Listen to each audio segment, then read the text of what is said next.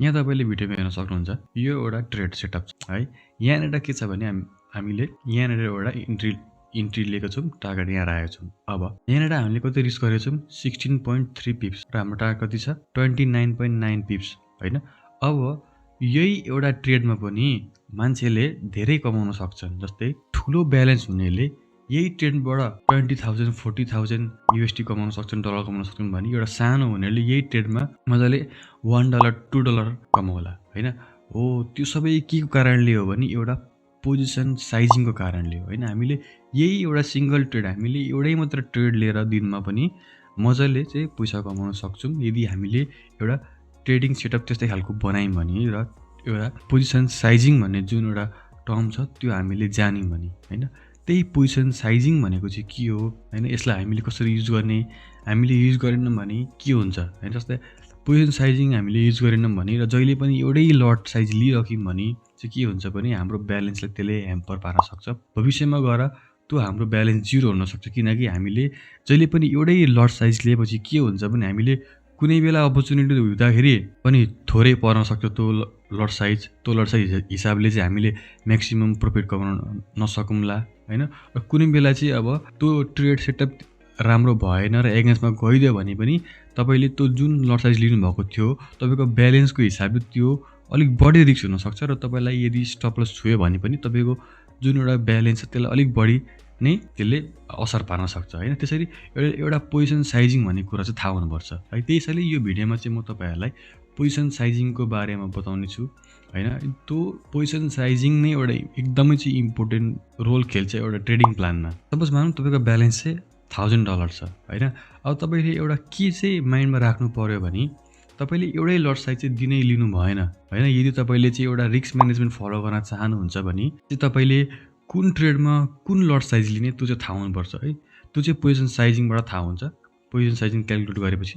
र त्यो क्यालकुलेट गर्नको लागि तपाईँले आफ्नो ब्यालेन्सको चाहिँ दिनमा कति पर्सेन्ट चाहिँ रिस्क गर्नुहुन्छ, कति सेट गर्नुभएको छ, तपाईँको कति चाहिँ रिस्क टोलरेन्स भनेर। जस्तै यो इक्जाम्पलको लागि चाहिँ 4% छ र म पनि तपाईँहरूलाई के सजेस्ट गर्छु भने तपाईँले दिनमा 4% मात्र रिस्क गर्नुहोस्। रिस्क पर डे चाहिँ 4% भयो, यानि कि 1000 को 4% भने चाहिँ $40 चाहिँ तपाईँले दिनमा रिस्क गर्नुहुन्छ होइन।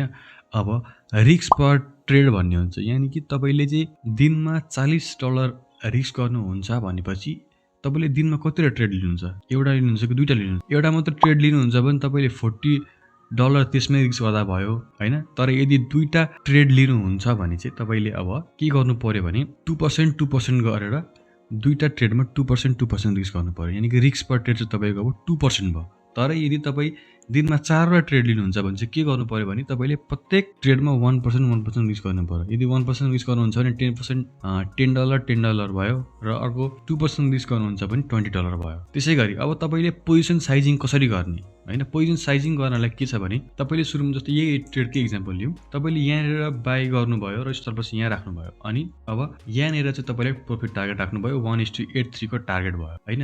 अब तपाईँले कति रिस्क गर्छु भन्नुभएको छ। सपोज यो भिडियोको लागि मानौँ तपाईँले चाहिँ दिनको दुईवटा ट्रेड लिने अनि चाहिँ एउटा ट्रेडमा चाहिँ 20% चाहिँ रिस्क गर्ने भन्नुभयो। त्यसो गर्दा अब तपाईँले के गर्नु पर्यो भने तपाईँले यो ट्रेडमा 1.2 भनेर राखिदियो, 1.2 को टार्गेट छ भने तपाईँले यहाँनिर $20 रिस्क गर्नुहुन्छ र तपाईँको टार्गेट पुग्यो भने तपाईँलाई $40 को प्रफिट आउँछ होइन, यानि कि 1:2 तपाईँलाई रिस्क टु रिवार्ड भयो।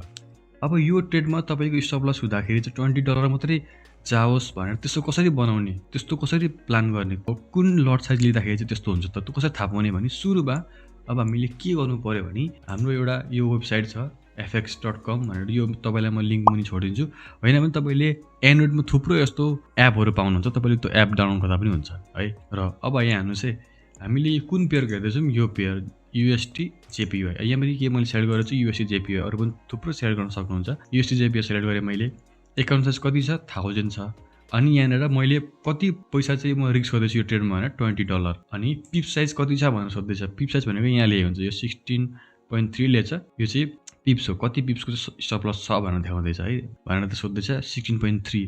अब यहाँनिर मैले 16.3 भनेर हालेँ।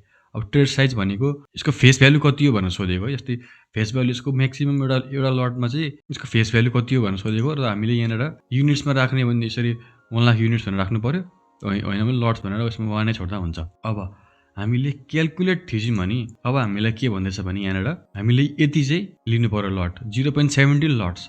यदि हामीले 0.17 लट्स लियौँ भने यो ट्रेडमा यहाँ सुत्दाखेरि $20 स्टप लस लाग्छ भने यहाँ सुत्दाखेरि हाम्रो 1:2 यानि कि $40 प्रफिट आउँछ हैन। यो भयो 1:2 हुँदाखेरि। सपोज मानौँ तपाईको कुनै एउटा ट्रेड हेर्दै हुनुहुन्छ र मैले त यहाँनिर इन्ट्री गरेँ। यदि तपाईले चाहिँ सपोज मानौँ तपाईले यो पोइन्टमा इन्ट्री गर्नुभएको थियो भने सपोज तपाईले यहाँ इन्ट्री गर्नुभयो, अब के भयो 1:4 को आयो। अब तपाईले अर्को ट्रेडमा पनि अब रिस्क गर्ने भने दिनको 2टा ट्रेड भनेपछि अर्को ट्रेडमा फेरि तपाईले $20 नै रिस्क गर्ने भनेर बस्नुभयो हैन। तपाईको त्यो ट्रेड एउटा ट्रेडिङ प्लान छ। दिनमा 2टा ट्रेड लिन्छु, 2टा ट्रेड लगातार लस भयो भने म अर्को दिन पर्खिन्छु भने त्यस्तो एउटा ट्रेडिङ प्लान छ भने अब यहाँनिर तपाईले के गर्नु पर्यो भने फेरि के छ यो CJPY छ पिप्स भ्यालु कति छ 9.7 छ यानि कि 9.7 यो प्राइस यो जुन मार्केट प्राइस छ त्यो चाहिँ यहाँ आएर छोएपछि चाहिँ $20 स्टप लस हुनु पर्यो भनेर तपाईले एउटा ट्रेडिङ प्लान बनाउनु पर्ने भयो भने तपाईले कतिको लस लिने त कति भनेछ 9.7 भनेछ। अब हामीले यहाँनिर पिप्समा 9.7 भनेर हाल्दिनु पर्यो अनि क्याल्कुलेट थिच्यौँ भने अब यहाँ के भन्दैछ कति लिनु भनेर साइजिङ 0.28 लट्स यानि कि अब यदि हामीले यो ट्रेडमा 0.28 लट साइज लियौँ भने यहाँदेखि प्राइस यहाँसम्म आयो भने $20 हामीलाई लस हुन्छ र यहाँनिर छोयो भने हामीलाई प्रफिट हुन्छ यानि कि 1:4 भनेपछि कति 4 2 8 $80 को हामीलाई फाइदा हुने रहेछ यही एउटा सेटअपमा पनि। यसरी पोजिसन साइजिङ गर्यौँ भने हामीले दिनमै पनि राम्रो गर्न सक्छौँ। तपाईले मार्केट नै चाहिँ राम्रो हेभी मुभ हुनु पर्दैन। यदि तपाईको पोजिसन साइजिङ राम्रो छ, यदि तपाईले कति रिस्क गर्ने भनेर एउटा ट्रेडिङ प्लान बनाउनु भएको छ भने तपाईले मार्केटको एउटा सानो मुभमेन्ट पनि राम्रो कमाउन सक्नुहुन्छ हैन। त्यसैले तपाईले आफ्नो कति रिस्क गर्नुहुन्छ त्यो हिसाबले कमाउनुहुन्छ। अब मैले त यहाँ $20 रिस्क गरेर यति भयो।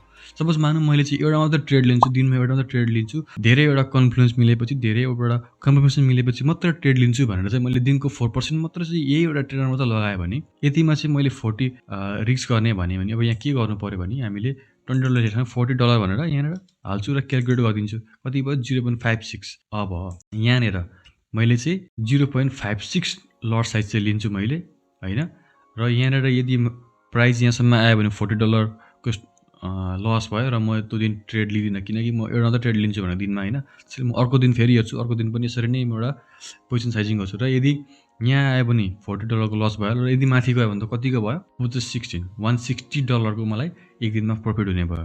अगाडिकोमा 80 मात्र भएको थियो भने अब 160 को भयो हैन। त्यसरी नै एउटा तपाईले पोजिसन साइजिङ चाहिँ गरेर चाहिँ ट्रेड गर्नुभयो भने यस्तो एउटा फाइदा हुनेछ र तपाईले कति % रिस्क गर्दै हुनुहुन्छ त्यो पनि एउटा इम्पोर्टेन्ट कुरो हो हैन। त्यसैले दिनमा एउटा मात्र ट्रेड लिनुहुन्छ भने तपाईको ब्यालेन्सको 4% रिस्क गर्नुस् र यदि 2टा ट्रेड लिनुहुन्छ भने त्यसको ठक्क आधी $20 भयो र यदि 4वटा गर्नुहुन्छ नि 1% गरेर प्रत्येक ट्रेडमा त्यसरी गर्नुस् हैन। आशा छ मैले जे भन्न खोज्दै छु भिडियोमा बुझ्नु भयो होला र यदि केही बुझ्नु भएन भने कमेन्टमा तपाईले सोध्न सक्नुहुन्छ।